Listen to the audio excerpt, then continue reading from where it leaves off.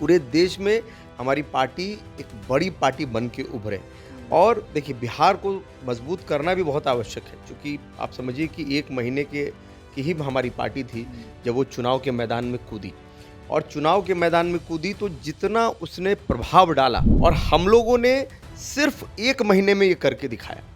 तो अब हमारे नेताजी ने इसको 1 महीने में करके दिखा दिया है, तो मेरा भी तो जवाबदेही और कर्तव्य बनता है कि इस पार्टी को अंतिम पंक्ति तक हम लेके जाएं, कि हम लोग अपने कार्यकर्ताओं को पंचायती चुनाव के लिए भी तैयारी कर रहे हैं, और जितना हर संभव लोगों को मदद होगा, चाहे पॉलिटिकल हो और भी कई माध्यम से हो, तो हम लोग वो करेंगे। और हम लोग एक बड़ी पार्टी बन के उभरने का काम कर रहे हैं, एक बड़ी रणनीति पे हम लोग काम कर रहे हैं, और इसीलिए सदस्यता अभियान की हम लोग शुरुआत भी की है। 20 साल से सरकार थी या उससे पहले भी सरकार थी, तो लोग इंक्रोच क्यों कर लिए उस ज़मीन को, और अगर इंक्रोच कर भी लिए तो उनको एक अल्टीमेटम दिया जाता कि आप इतना समय दें, और इतने समय के अंदर में 3 से 4 महीने का समय देते, क्योंकि है ना और आप अपना कहीं व्यवस्था कर लीजिए। नमस्कार, दर्श न्यूज में आपका स्वागत है। मैं हूं आपके साथ विशाल। तेज प्रताप यादव पार्टी परिवार से बाहर निकालने जाने के बाद उन्होंने अपनी पार्टी बनाई जेजेडी, यानी जनशक्ति जनता दल। उन्होंने अपने पार्टी के लोगों को लड़ाया भी जेजेडी के माध्यम से, और अब देखिए पार्टी का विस्तार कर रहे हैं। और इसी दौरान कई लोगों को पार्टी में नियुक्तियां भी हो रही है, और पार्टी में भी क्या चल रहा है, तमाम विषयों पर बातचीत करेंगे। हमारे साथ मौजूद हैं जेजेडी के प्रदेश अध्यक्ष जय सिंह राठौर। जय जी, इन दिनों लगातार पार्टी में जो एक्टिविटी हो रही है उस गतिविधि में लगातार शामिल हो रहे हैं, और देख रहे हैं कि जय जी एक्टिविटी बहुत तेज हो गया है। चुनाव तो ऐसे अब खत्म हो चुका है, आपके जो नेता थे वो हार गए, लेकिन पार्टी एक्टिव है पूरी तरीके से। कैसे क्या कुछ हो रहा है पार्टी में अभी? देखिए, आपका तो बहुत-बहुत धन्यवाद। मैं दर्श न्यूज़ का बहुत-बहुत धन्यवाद देता हूँ। और आपने एक अभी सवाल आपने कहा कि भाई आपके नेता हार गए।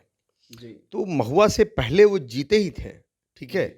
और इस बार वो महुआ से जीते हुए विधायक नहीं है, वो हसनपुर में जीते हुए विधायक थे। जी। तो महुआ से वो हारे कहाँ, जी। है कि नहीं? जी। तो और दूसरी बात रही कि भाई नेताजी ने मुझे कमान दिया अपनी पार्टी का, मुझे प्रदेश अध्यक्ष बनाया है, जी। तो ये तो मेरा नैतिक जवाबदेही और ये मेरा कर्तव्य बनता है कि मैंने जिस पद को ग्रहण किया है, उसके लिए मैं अपना 100% दूँ, मैं अपना सर्वस्व दूँ। अब रही बात कि जहाँ पार्टियाँ दूसरी पार्टियाँ सो रही हैं, हम लोग सदस्यता अभियान शुरू कर दिए हैं, जी। लोगों को जोड़ रहे हैं, और सिर्फ बिहार में ही नहीं, आप देख लीजिए उत्तर प्रदेश में जोड़ रहे हैं हम लोग। अभी दिल्ली के प्रदेश अध्यक्ष बनाए हैं, महाराष्ट्र में बात चल रही है, जी। उसके बाद छत्तीसगढ़ में बात चल रही है, उड़ीसा में बात चल रही है, बंगाल में बात चल रही है, एंड आप महाराष्ट्र में देख लीजिए, वहाँ बात चल रही है। तो अब कहीं ना कहीं जब कमान मिला है हाथ में, तो जहाँ तक जितना हो पाता है, हम चाह रहे हैं कि कम से कम पूरे देश में हमारी पार्टी एक बड़ी पार्टी बन के उभरे। और देखिए, बिहार को मजबूत करना भी बहुत आवश्यक है, क्योंकि आप समझिए कि 1 महीने की ही हमारी पार्टी थी जब वो चुनाव के मैदान में कूदी। और चुनाव के मैदान में कूदी तो जितना उसने प्रभाव डाला, मैं वोट बैंक की बात नहीं करूंगा, लेकिन जो प्रचार और प्रसार जिसको कहते हैं, हमारा करोड़ों का बजट नहीं था, हज़ारों करोड़ का हमारा बजट नहीं था, ना उतने पैसे हैं हमारे पास। लेकिन जो लिमिटेड संसाधन में हम लोगों ने बिहार की राजनीति में अपना नाम छोड़ा, यही नाम छोड़ने में और बनाने में कई बड़ी-बड़ी पार्टियों को सालों लग जाते हैं। बिल्कुल। और हम लोगों ने सिर्फ 1 महीने में ये करके दिखाया। तो अब हमारे नेताजी ने इसको 1 महीने में करके दिखा दिया है, तो मेरा भी तो जवाबदेही और कर्तव्य बनता है कि इस पार्टी को अंतिम पंक्ति तक हम लेके जाएं। हमारे बिहार में 1,14,667 वार्ड हैं और 8,400 पंचायत है। इस बार थोड़े कम हो गए हैं। तो अब इतने पंचायत में कम से कम हमारे हर एक वार्ड में 100-100, 200-200 आदमी को हम लोगों को खड़ा कर देना है, क्योंकि अब पंचायती चुनाव आ रहा है। बिल्कुल। और हर पार्टी जो है अब तैयारी कर रही होगी कि भाई अब हमको लोकसभा का चुनाव लड़ना है, लेकिन हम लोग अपने कार्यकर्ताओं को पंचायती चुनाव के लिए भी तैयार कर रहे हैं। समझिए कि हम लोग अपने कार्यकर्ताओं को पंचायती चुनाव के लिए भी तैयारी कर रहे हैं, और जितना हर संभव लोगों को मदद होगा, चाहे पॉलिटिकल हो और भी कई माध्यम से हो, तो हम लोग वो करेंगे। और हम लोग एक बड़ी पार्टी बन के उभरने का काम कर रहे हैं। एक बड़ी रणनीति पे हम लोग काम कर रहे हैं और इसीलिए सदस्यता अभियान की हम लोग शुरुआत भी की है और जो 38 जिला है उसमें हम लोग जिला अध्यक्ष को नियुक्त कर रहे हैं और देखिए खरमास बाद जो है हमारे यहाँ दही चूड़ा का जब भोज होता है, भोज के बाद एक बड़ी जो है आप लोगों को खबर सुनने को मिलेगी। बिल्कुल खरमास का इंतजार किया जा रहा है। देखिए, आपके नेता जिस पार्टी में पहले थे, जिसके सर्वे सर्वा के बेटे हैं लालू प्रसाद यादव, आरजेडी के सुप्रीमो, अब वो पार्टी में नहीं है, लेकिन कहीं ना कहीं वो परछाई जो है अभी भी है। लालू परिवार के बेटे, लालू के बड़े लाल तेज प्रताप यादव, उन्होंने पार्टी बनाई। क्या आपको लगता है कि उस परछाई से बाहर निकल करके तेज प्रताप यादव कुछ ऐसा कर पाएंगे जो कि एक एग्जाम्पल सेट हो पाए? आप लोग दिन रात मेहनत कर रहे हैं, क्या आप ऐसा सोच पा रहे हैं? देखिए हर चीज़ का ना सिक्के के दो पहलू होते हैं, जी कुछ अच्छा कुछ बुरा। जी तो हमारे नेताजी ने लालू जी की जो अच्छे कर्म रहे हैं, लालू जी का जो अच्छा विचारधारा रहा है, जिस तरीके से उन्होंने गरीबों को लड़ाई लड़ी, अति पिछड़ों की लड़ाई लड़ी, उन लोगों को सम्मान दिलाने का काम किया, समानता का अधिकार का बात किया, हमारे नेताजी उसके ऊपर काम कर रहे हैं। और हम चाहते भी हैं कि इस देश में जिस तरीके से वन नेशन वन इलेक्शन हो रहा है, उसी तरीके से हर चीज़ में समानता हो, चाहे शिक्षा के मामले में हो, चाहे स्वास्थ्य के मामले में हो या कानून के मामले में हो।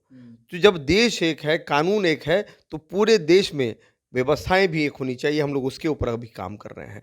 जैसे एग्जाम्पल में मैं आपको बता दूं कि आपकी मान लीजिए तबीयत खराब हो गई और किसी फिजिशियन के पास आप गए, तो फिजिशियन के पास गए तो किसी फिजिशियन का जो फीस है वो 500 रुपया है और किसी दूसरे फिजिशियन का फीस 5000 है। ठीक है। अब इसमें क्या होता है कि जो गरीब आदमी हो तो मारा जाता है, अच्छा इलाज नहीं मिल पाता है उसको। अब स्कूल में शिक्षा में बात कीजिए, जबकि ये लोग कहते हैं कि नॉन प्रॉफिटेबल ये संस्था होती है। किसी स्कूल का फीस, प्राइवेट स्कूल का फीस 500 रुपया है और किसी प्राइवेट स्कूल का फीस 2000 है और 4000 है। तो हम लोग चाहते हैं कि हर जगह समानता हो, हर स्कूल में एक रेट फिक्स होना चाहिए। आप चाहे कितनी भी अपने स्कूल में लग्जरी ले आइए, लग्जरी के मामले में जैसे जमीनों का भी एक सर्किल रेट है कि नहीं है, बिल्कुल हर चीज का एक रेट है। उसी तरीके से आप अगर शिक्षा में चूंकि पढ़ा रहे हैं आप, अगर कोई कॉपी है, किताब है, हर चीज का रेट एक ही होता है। तो आपके स्कूल में जाने से उसका रेट इतना ज्यादा हो जा रहा है। तो हम चाहते हैं कि हमारी जब सरकार आएगी तो हम लोग इसके ऊपर काम करेंगे कि जो गरीब लोग हैं उन लोगों को कम से कम बेहतर शिक्षा मिल सके और कम पैसों में शिक्षा मिल सके और ऐसी शिक्षा मिल सके जिसको सरकार निर्धारित करे कि हाँ भाई तुमको इतना ही रुपया फीस लेना है। आपने गरीबों की बात की और दलितों की बात की, समानताएं की बात की, तो इन दिनों बिहार में आपको पता होगा बुलडोजर चल रहा है। सम्राट चौधरी बुलडोजर बाबा के नाम से प्रसिद्ध हो गए हैं। बुलडोजर चल रहा है गरीबों के घरों पर, उनको पहले कहीं बसाया नहीं गया है, ऐसे ही घर उजाड़ दिए जा रहे हैं। क्या आप लोग इसके खिलाफ में सड़कों पर उतरेंगे? और आपने देखा होगा कि नवादा में एक अल्पसंख्यक समाज के बेटे के साथ किस तरीके से मॉब लिंचिंग की घटनाएं हुई। क्राइम कंट्रोल को लेकर के जो बातें सामने आ रही थी कि गृह मंत्री बनने के बाद सम्राट चौधरी के बनते ही क्राइम पे कंट्रोल हो जाएगा, वो कंट्रोल नहीं हो रहा है। आपकी पार्टी क्या करेगी? सड़कों पर उतरेगी, आंदोलन करेगी? देखिए हम लोग तो पहले चीज़ों को समझ रहे हैं, देख रहे हैं। हम लोग तो सकारात्मक दृष्टि से पहले काम कर रहे हैं और अगर सरकार गलत करेगी तो उस गलती का विरोध भी होगा। लेकिन अगर सरकार मान लीजिए जो ज़मीनें सरकार की है और सरकार ने लोगों ने उसको इंक्रोच कर लिया, तो सवाल ये भी उठता है कि आखिर लोगों को इंक्रोच क्यों करने दिया गया? 20 साल से सरकार थी या उससे पहले भी सरकार थी, तो लोग इंक्रोच क्यों कर लिए उस जमीन को? और अगर इंक्रोच कर भी लिए तो उनको एक अल्टीमेटम दिया जाता कि आप इतना समय दें और इतने समय के अंदर में 3 से 4 महीने का समय देते, क्योंकि है ना और आप अपना कहीं व्यवस्था कर लीजिए और तब उसको अपना हटा लेते। पुनर्वास का भी हाँ, व्यवस्था होना चाहिए, क्योंकि सरकार की जवाबदेही जिम्मेदारी है ये कि भाई जो भी पब्लिक है, जो भी लोग हैं, ये पूरे सरकार की जवाबदेही जिम्मेदारी है और उनकी सुरक्षा की जवाबदेही भी सरकार की ही है। तो ये होना चाहिए था। अगर ये नहीं हुआ तो ये गलत है, लेकिन मुझे लगता है कि आने वाले समय में इसके ऊपर भी सरकार काम करेगी। तेज प्रताप यादव से बातचीत होती होगी तो क्या कहते हैं वो? बिहार में इन दिनों जो राजनीति चल रही है या फिर पार्टी परिवार से निकाले जाने के बाद वो क्या करेंगे, भविष्य क्या है इस पार्टी का, क्या कहते हैं? देखिए अब लगातार आप तो जान ही रहे हैं कि जिस तरीके से नेताजी काम कर रहे हैं और हम लोग साथ मिल के काम कर रहे हैं। आपको मैंने बताया कि भाई हमारा विज़न है शिक्षा, हमारा विज़न है यहाँ से पलायन रोकना, हमारा विज़न है यहाँ पर जो बेरोज़गारी है, उसको ख़त्म करना। उसके लिए नए-नए इंडस्ट्री यहाँ पे कैसे आएँगे, अभी आप क्या सोचते हैं? हम लोग जो इतना से ज़्यादा पूरे जो देश में हम लोग जो अपनी पार्टी एक्सपैंड कर रहे हैं, क्यों कर रहे हैं? एक समझिए कि एक अलग तरीके का हम लोग काम कर रहे हैं।